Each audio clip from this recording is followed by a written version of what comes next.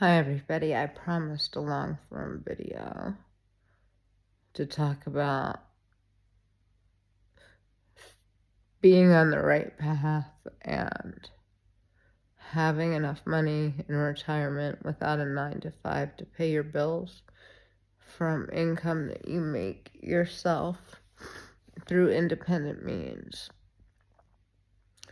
to have all your bills paid and a little bit of surplus, to making catastrophic error and judgment that erases all of that security, makes it impossible to regain it, and puts you upside down on your bills, and makes it so you don't know how you're gonna be able to carry on.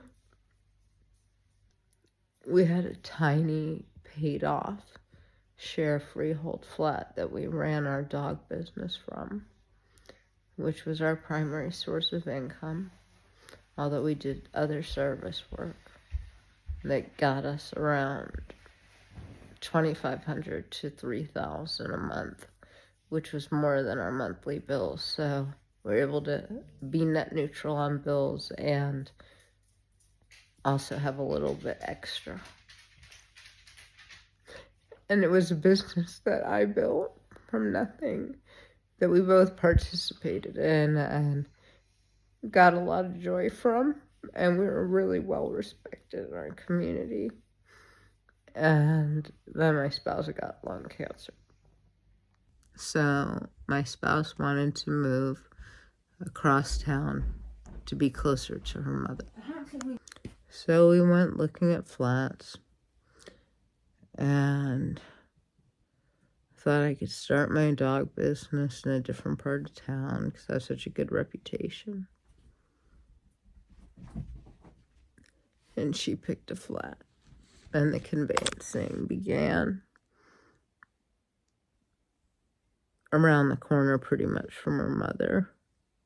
And it was a nice flat, but there were some problems. It was on the market for 2 years in London, which never happens.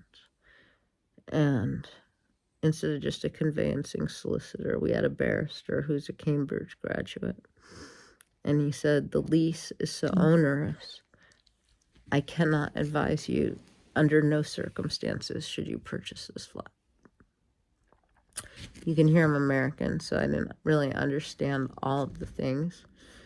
But one of them was restrictive covenants that he quoted about underletting, meaning you can't lease your property, you can't Airbnb it, you can't even have a lodger without paying the freeholder a portion of the rental income.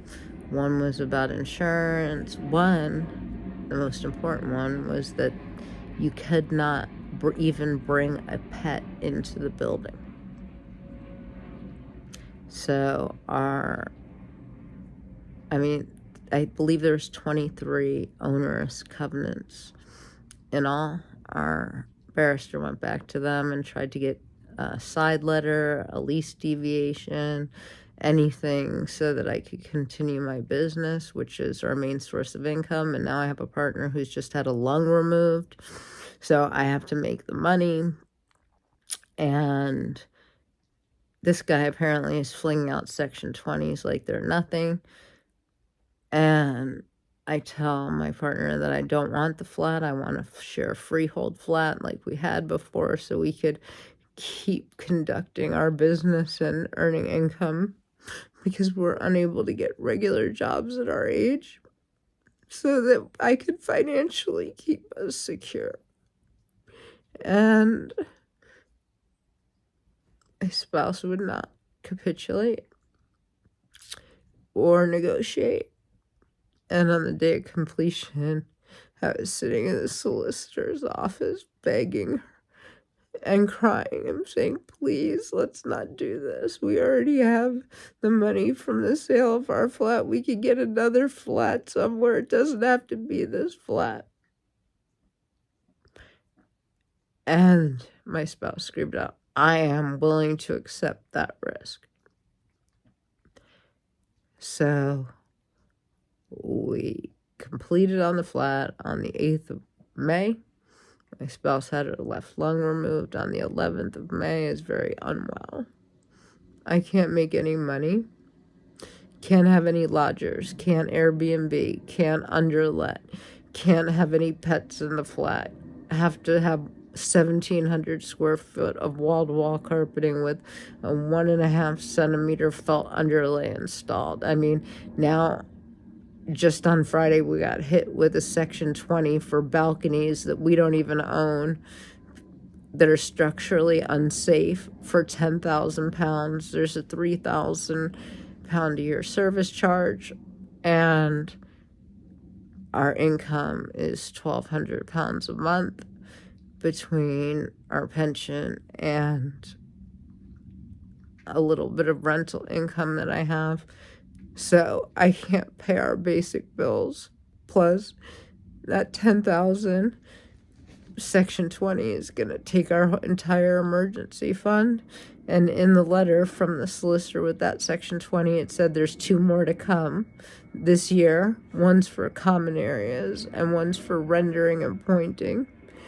And we're going to go bankrupt on this flat. And we were told by our solicitor we're never going to sell the flat because it's not mortgageable because it's over a dry cleaner. And I don't know what to do. And my partner, my spouse, is so absolutely dug in with the heels because it's around the corner from mom that doesn't care. I'm like, it's not magic, it's math. We've strapped an anchor of financial disaster to our neck. We are going to drown. We have to sell this flat. We're the first people to buy a flat in that building in 30 years. And it took them, the people who sold to us, 2 years. They had one other offer. And by the way, the guy was a mortgage broker. It fell apart because the lady couldn't get a mortgage on the flat.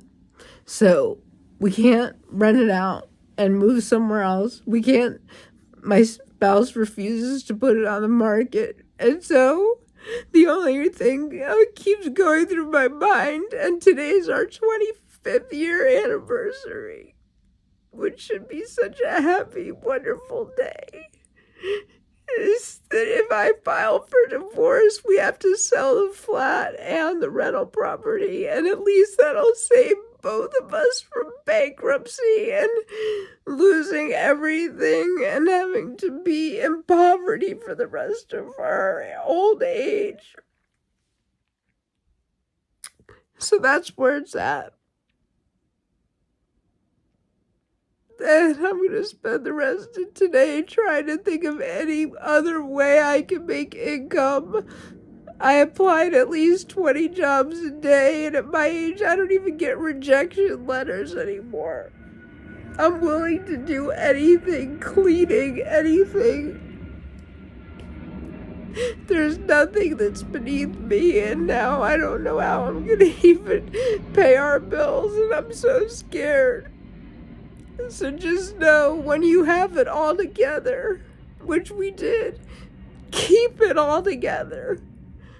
Don't go for the risk, please. Security and stability is worth your stress, your anxiety, and your pain and heartbreak. If your life isn't perfect, but at least you don't have to worry about feeding yourselves, I tell you, that gives you a good night's sleep. Anyway, thanks for listening, friends, and please pray for us. Thanks.